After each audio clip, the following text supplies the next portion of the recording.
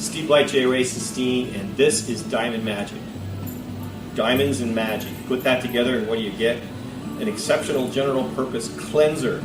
Anytime you've got something you want to scrub, whether it's hard water stains on glass or you're doing some metal restoration, those signs that stick out on the sides of buildings where they get covered in calcium deposits from sprinklers or any other kind of industrial or environmental junk that gets on the sign, this is going to clean it up great.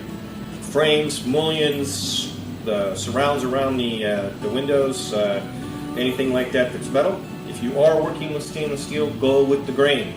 Follow the grain, otherwise you'll see it kind of change it. But stainless steel has a grain, follow the grain. You can use this on appliances, all kinds of great things.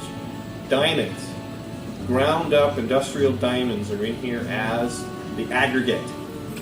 All right, that means that instead of rocks or pebbles or whatever they decided to grind up in some other aggregate, you're getting a very consistent and a very small, hard diamond piece in there to help you scrub off that surface. So we have people using this with power polishers, all right, and they're having great success in not swirling glass with this product.